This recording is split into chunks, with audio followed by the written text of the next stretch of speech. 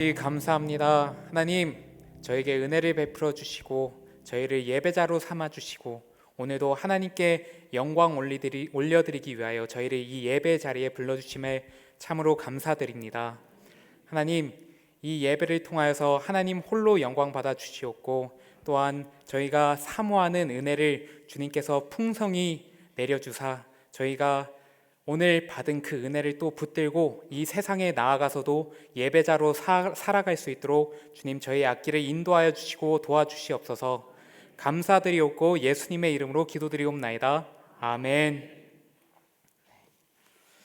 오늘 저에게 주신 말씀은 누가복음 5장 1절부터 11절 말씀입니다.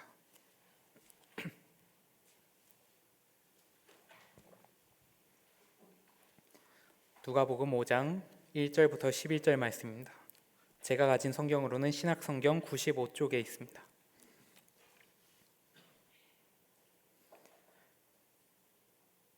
한 절씩 교독하겠습니다. 무리가 몰려와서 하나님의 말씀을 들을새 예수는 게네사렛 호숫가에 서서 호숫가에 배 두 척이 있는 것을 보시니 어부들은 배에서 나와서 그물을 씻는지라.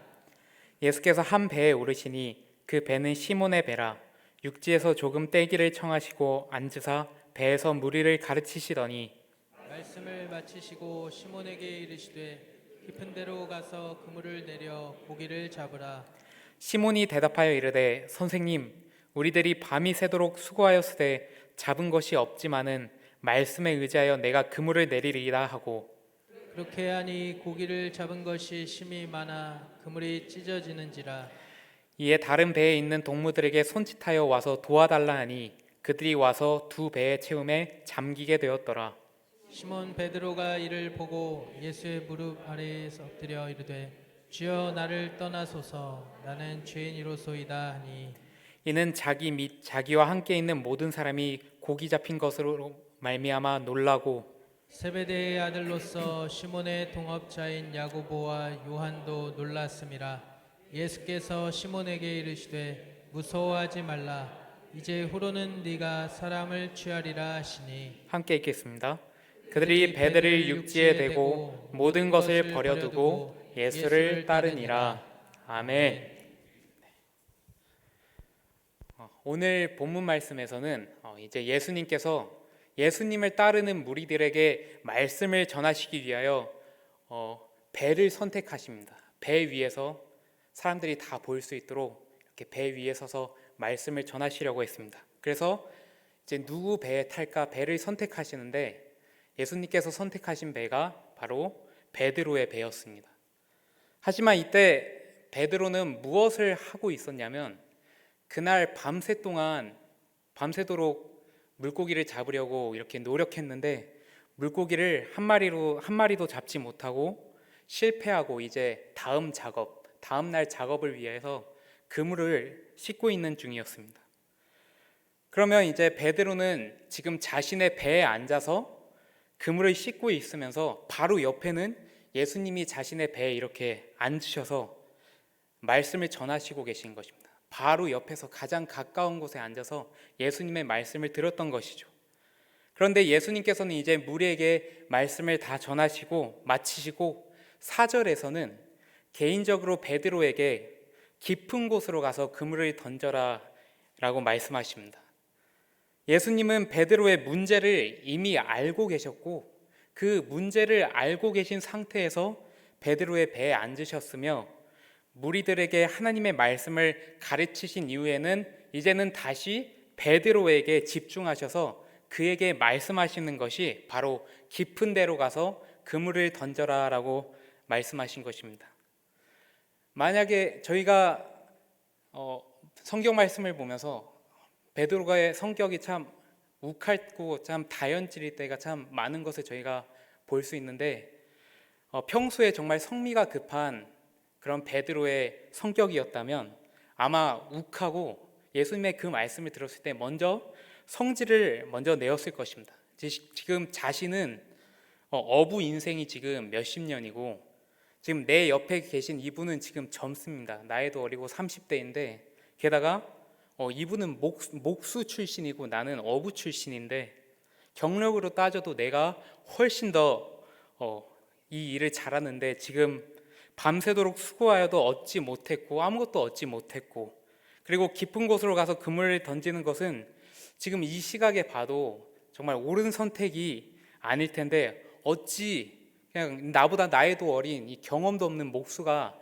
나한테 저리 가서 그물을 내리라고 이렇게 명령을 할 수 있는가라고 하면서 욱할 수도 있고, 그럴 수도 있었지만 베드로가 욱하지 않은, 화를 내지 않은 이유가 있습니다. 그것은 베드로가 그물을 씻으면서 가장 가까운 자리에서 예수님의 말씀을 들었기 때문입니다.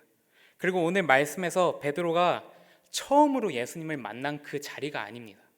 요한복음 1장에서 베드로는 이미 자신의 동생 안드레를 통하여서 예수님을 소개받았습니다. 그리고 소개받은 가운데 예수님께서는 그 시몬이라는 이름을 게바라고 바꿔주셨습니다. 게바를 번역하면 베드로입니다. 반석이라는 뜻이죠. 그러하기 때문에 누가복음 5장에서 이 베드로와 예수님의 만남은 최소 두 번째 만남입니다. 처음 만남에서 예수님께서 이름을 바꾸어 주셨지만 베드로는 예수님을 따라가지 않았던 것이죠. 그렇다면 예수님께서는 그 자리에서 베드로가 자신을 따르지 않으니까 베드로를 그 자리에서 포기하셨는가? 그건 또 아닙니다. 포기하지 않으셨죠. 그리고 여전히 찾아오셔서 또 베드로의 배를 선택하셨습니다. 그리고 베드로 자신이 수확하지 못하였던 그 실패의 자리에서 다시 깊은 데로 가서 그물을 던지라고 명령하시는 것입니다. 베드로의 입장에서는 자신의 동생 안드레를 통하여 이미 예수님이 메시아라는 그러한 소식을 들었던 사건이 있습니다. 그러니 베드로는 동생으로부터 이미 예수님이 그리스도이시고 메시아임을 이미 들었었고, 그리고 배에서 말씀을 가장 가까운 데서 듣는 중에 하나님께서 허락하신 마음에 감동으로 이제 베드로가 5절에 이렇게 예수님께 이야기합니다. 시몬이 대답하여 이르되 선생님, 우리들이 밤이 새도록 수고하였으되 잡은 것이 없지만은 말씀에 의지하여 내가 그물을 내리리이다. 베드로가 욱하고 자신의 감정이나 그런 경력을 따지지 않았던 이유는 단 한 가지입니다. 예수님의 말씀을 듣고 그 말씀을 의지해서 그물을 내리는 것입니다. 그래서 베드로는 자신이 계속 그동안 씻고 있었던 이 그물을 다시 정리하여서 깊은 데로 가서 그물을 내립니다. 그리고 엄청난 일이 발생합니다. 자신의 배로는 다 담을 수 없는 부족할 정도로 고기가 너무 많이 잡혔습니다. 그래서 자신의 동업자인 야고보와 요한을 불러서 그 두 배에 가득 채웁니다. 잠길 정도로 채웁니다. 이때 이 말씀 딱 7절까지의 말씀입니다. 여기 7절까지의 말씀을 보고 우리는 이제 우리 마음에도 깊은 감동이 있죠. 와, 맞다.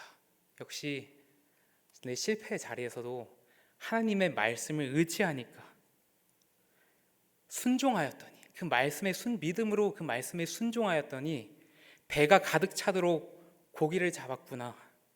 어떻게 보면 복을 받은 것이죠. 이렇게 하면 7절에서 물고기를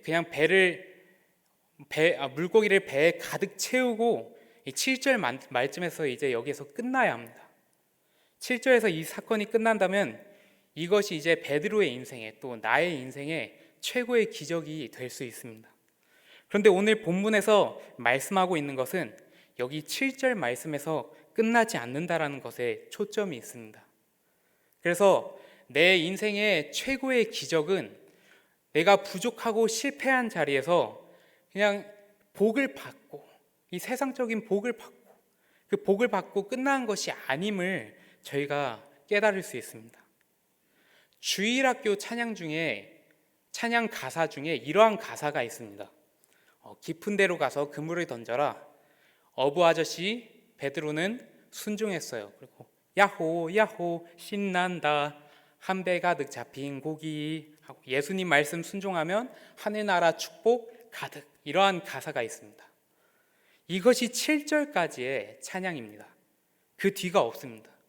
그리고 저희가 또한 부르는 찬양이 있죠. 주의 말씀 의지하여 깊은 곳에 금을 던져, 그리고 이제 믿는 자에게 능치 못함 없네.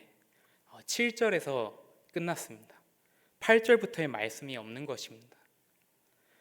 그러면 우리가 이렇게 때로는 나도 모르게 찬양 고백을 하면서도 우리가 원하는 게 무의식적으로 때로는 이렇게 주님께 이러한 고백을 합니다. 우리가 원하는 것은 야호 야호 신난다, 그 한 배 가득한 가득 잡힌 고기입니다. 주의 말씀 순종하면 믿는 자에게 능치 못함이 없다 해서 복 받기를 원하는 그러한 우리의 마음이 때로는 우리의 고백에 또한 이렇게 담겨 있습니다. 그런데 오늘 말씀의 초점은 그 후에 있습니다. 8절 말씀에서 이상한 장면이 발생합니다. 8절 말씀을 보시면 시몬 베드로가 이를 보고 예수의 무릎 아래 엎드려 이르되 주여 나를 떠나소서 나는 죄인이로소이다 하니. 이 말씀이 어떻게 보면 이해가 되지 않습니다. 우리는 7절에서 복받고 이제 할렐루야 하고 끝나야 하는데 베드로는 오히려 주여 제가 죄인입니다. 나를 떠나 주시옵소서. 그 기적을 보고 이러한 고백을 예수님 앞에 합니다. 베드로는 예수님을 통하여 하나님을 체험하였기에 그 거룩한 신성 앞에서 자신의 부족함과 자신의 죄성이 드러나고 자신의 죄인임을 지금 예수님 앞에서 고백하는 것입니다. 그리고 오늘 본문의 결론은 11절에서 이렇게 맺습니다.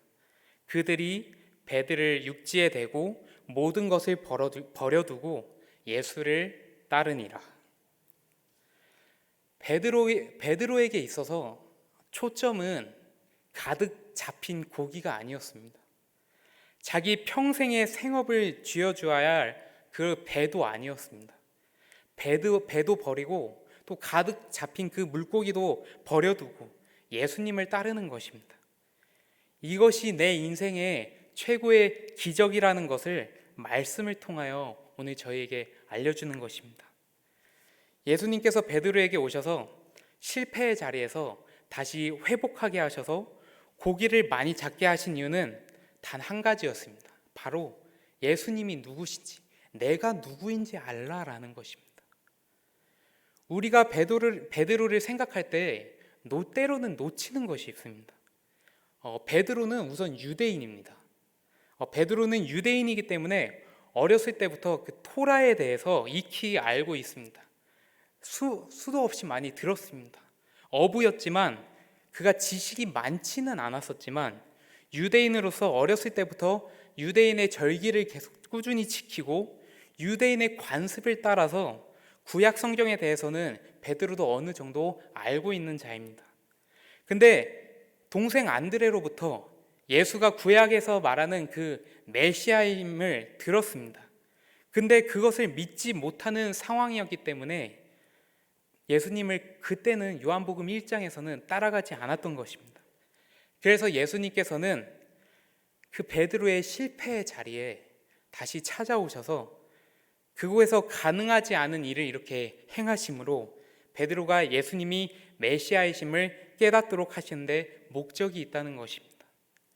그래서 오늘 말씀의 초점은 실패의 자리에서 고기가 가득한 데 있는 것이 아니라 실패의 자리에서 예수님이 그리스도이심을 보는 것에 초점이 있습니다. 요한복음의 마지막 장인 21장에서도 예수님께서 디베랴 호수에 다시 이 어업으로 돌아간 베드로를 또 찾아오셨습니다. 예수님을 3번이나 부인하고 심지어 예수님을 저주하였던 그 베드로의 실패하고 낙심한 자리에 찾아오셨던 거죠. 게다가 그날도 엎친 데 덮친 격으로 이날도 밤새 물고기를 한 마리로 못 잡았던 그러한 실패의 자리였습니다. 하지만 예수님의 말씀에 순종하여 또 물고기로 가득히 만선이 되는 그러한 기적을 겪게 됩니다. 그러나 여기서도 만선이 되는 기적에 초점이 있는 것이 아니라 베드로가 예수님이 그리스도이심을 고백하는 것에 초점이 있습니다. 예수님께서는 베드로에게 베드로야, 너가 나를 사랑하느냐 이렇게 3번이나 물어보셨습니다. 이전에도 이런 일이 있었지. 이전에도 너가 배와 모든 것을 버려두고 나를 따랐는데 이제 3년의 이 공생의 기간 동안 너가 나와 가장 가까운 곳에서 나를 보았고 내가 겪은 이 고통의 길을 너가 전부 보았다. 나는 너가 생각하던 그러한 정치적 메시아가 아니다. 너가 보다시피 아니다. 너도 나를 따르면서 받은 그러한 충격과 또 마음의 상처를 내가 잘 안다. 하지만 이제는 나를 그리스도라 고백하는 너 또한 내가 걸었던 이 길을 너도 걷겠니? 이러한 그리스도라도 내가 사랑하느냐? 나를 너의 주인으로 또 그리스도로 고백하느냐? 예수님께서는 이렇게 3번 베드로에게 물어보셨던 거죠.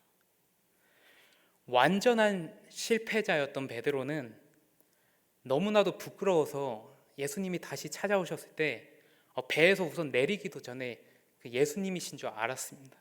그래서 예수님을 만나기도 꺼려했습니다. 그러기에 예수님이 미리 제자들이 오시기 전에 조반을 준비해 두시고 너희가 잡은 물고기도 몇 마리 더 가지고 오라고 말씀하셨을 때 베드로는 혼자서 그 물고기를 다 셉니다. 그 물고기의 숫자가 요한복음 21장에는 153마리라고 기록되어 있습니다. 혼자서 예수님은 분명히 그냥 물고기 몇 마리 더 갖고 오라고 하셨는데 그 예수님 자신 실패자니까 그 예수님을 만나기가 너무 부끄러운 것입니다. 그래서 그 자리에 앉아서 그 153마리를 이렇게 세고 있습니다. 그 세고 딴청을 부리면서 그리고 정말 어렵게 너무나도 부끄럽지만 다시 예수님 앞에 나아갔던 것이죠. 그러나 이러한 실패자였던 베드로에게 다시 찾아와서 베드로가 예수님을 따르기로 다짐하였던 그곳에서 있던 똑같은 그 만선이 되는 기적을 예수님께서는 또 한 번 베푸시고 또 베드로를 다시 일으켜 주시고 세워주신 그리고 나를 사랑하느냐 물어보았던 그 예수님의 질문에 베드로는 주님 그러하나이다. 내가 주님을 사랑하는 줄 주님께서 아십니다. 라고 대답합니다. 그동안 베드로가 알고 사랑했던 그 세상적인 정치적인 메시아는 잘못된 것이며 나 같은 실패자도 다시금 찾아와 주셔서 사랑해 주시고 일으켜 세워 주시며 이제 진정한 메시아이자 그리스도를 내가 참으로 알겠고 사랑하며 그리고 그리스도의 길을 자신도 걷겠다는 그 베드로의 고백이 예수님이 베드로에게 나의 양을 먹이라는 말씀을 통하여서 그 고백이 이루어집니다. 이스라엘 백성들이 출애굽에서의 그 10가지 재앙도 내가 여호와인 줄 알리라라는 것에 초점이 있습니다. 그 기적에도 내가 여호와인 줄 알리라는 것에 초점이 있습니다. 예수님이 공생애에 기적을 행하셨던 모든 이유도 예수님이 하나님이 보내신 메시아이시고 그리스도이심을 선포하고 거기에 대해서 말씀하시고자 하기 위하여 예수님께서는 기적을 행하셨습니다. 그러나 예나 지금이나 정말 수많은 때 사람들이 여전히 그 기적을 바라는 것이죠. 그 기적만으로는 예수님이 없습니다. 기적만 바라고 우리의 마음만 채우고 우리의 욕심만 채우고 복 받기를 원하다 보니 정말 그 복을 주시는 주체이신 예수가 그리스도이심을 우리는 놓치는 경우가 많이 있다라는 것입니다. 그래서 오늘 말씀을 통하여 저희가 다시 한번 기억해야 합니다. 우리의 삶 가운데 혹시 그 10가지 재앙과 같은 엄청난 기적이 행해지지 않더라도 내 실패의 자리에서 만선이 되는 그런 축복이 혹시 없더라도 오늘 내 자신이 또 예수님이 그리스도임을 깨닫고 믿고 있다면 우리는 이미 내 인생의 최고의 기적을 우리는 만난 것임을 우리가 믿으시길 소망합니다. 예수님의 목적은 여기에 있습니다. 그러나 때로는 또 신기한 것은 기적이 없음에도 불구하고 예수님을 믿게 됐다면 그것은 기적을 체험한 이후에 믿는 자보다 훨씬 더 큰 은혜를 받은 자라는 것입니다. 이것이 믿겨진다는 게 정말 참으로 놀랐습니다. 우리에게 행해진 일이 아무것도 없어요. 하나님께서 내게 기적을 베푸시지 않으셨습니다. 때로는 기도하면 그때그때마다 응답해 주시는 그러한 역사도 없습니다. 그런데 내 마음 가운데에서 예수님을 향한 믿음이 상실되지 않습니다. 이것이 바로 오늘 본문에서 말하는 가장 큰 기적입니다. 그런데 어떠한 사람들은 날마다 기적을 봐도 예수님을 믿지 못합니다. 기적 가운데 예수님을 보지 못하는 것은 더 이상 기적이 아니라는 것입니다. 오늘도 우리는 예배 자리에서 예배를 드리고 또 기도를 드립니다. 그리고 오늘도 우리는 고통과 실패의 자리에서 낙심하는 상황이 있을 수도 있습니다. 그리고 내 앞일이 두려워서 두려움에 떨 수도 있습니다. 그러나 오늘 예배를 드리면서 중요하게 우리가 놓치지 말아야 하는 것은 우리가 예수님을 믿고 있다면 이미 우리 인생에는 가장 큰 기적이 행해졌다는 사실이요, 또 이것이 우리 인생에 있어서 가장 귀한 축복이라는 것입니다. 그 예수님께서는 내가 어디 있든지 영원히 함께 하신다고 약속하셨습니다.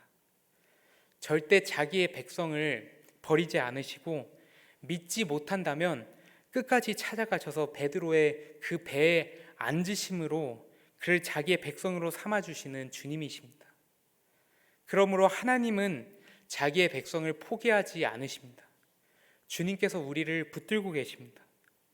그래서 혹시 우리 가운데 혹시 기적이 이루어졌다면, 그리고 우리 가운데 만선된 일이 있었다면, 아니면 그것조차 없었다면, 그럼에도 불구하고 예수님이 주님으로 보이고 예수님이 그리스도로 보인다면 우리에게 하나님의 은혜가 끝난 것이 아니라 하나님의 은혜가 우리에게 시작된 것입니다. 예수님을 믿는 것은 우리 인생에 있어서 그 예수님을 믿었으니 이제 끝이다, 거기서 종착점이 아니라 예수님을 믿게 된 것은 시작점이요 또 출발점입니다. 예수님을 믿게 됐다면 이제부터는 예수님을 따르는 삶이 우리의 남은 인생입니다. 그 따르는 인생 가운데 실패할 때가 때로는 있습니다. 예수님이 잡혀가실 때 베드로가 예수님을 부인하는 것과 같은 그러한 실패의 자리에서 우리 또한 때로는 실패의 자리에서 낙심할 수도 있습니다. 때로는 세상 유혹을 못 이기고 또 잘못된 선택을 하기도 하고 그럴 때도 있는 것이죠. 그러나 걱정하지 마십시오. 예수님께서는 우리를 홀로 내버려 두지 않으시고 또 우리에게 성령님을 보내주셨습니다. 그리고 성령께서 우리의 마음을 붙들고 계십니다. 혹시나 우리가 믿지 못하여서 때로는 의심하고 또 우리가 때로는 절망하는 그 자리에서도 하나님은 우리를 절대 포기하지 않으시고 성령의 말할 수 없는 그 탄식의 도우심으로 우리를 끝까지 붙들고 가실 것입니다. 그래서 이제 우리의 종착점은, 우리가 새롭게 정해야 하는 그 종착점은 그 어떤 것도 우리가 이 세상에 소망을 두지 않고 바라지 않고 그 어떤 모든 것이 우리에게 있는 것들이 우리가 포기해야 되고 때로는 없어질지라도 예수님의 그 품 안에 우리가 꼭 안겨서 주님을 영원히 배울 날을 우리가 기다리는 것입니다. 이것이 최고의 기적을 통하여서 우리에게 허락하신 영원한 소망이자 하늘 소망입니다. 이 길을 걸어가면서 힘이 들고 지치더라도 우리를 도우시는 성령님을 의지하면서 우리를 버리지 않는 또 예수님을 의지하면서 끝까지 이 길을 함께 걸어가서 마지막 날 영광의 나라에서 주님을 영원히 찬양할 수 있는 내 인생 최고의 기적이 계속되어지길, 우리 인생 가운데 계속되어지길 간절히 소망합니다. 기도드리겠습니다.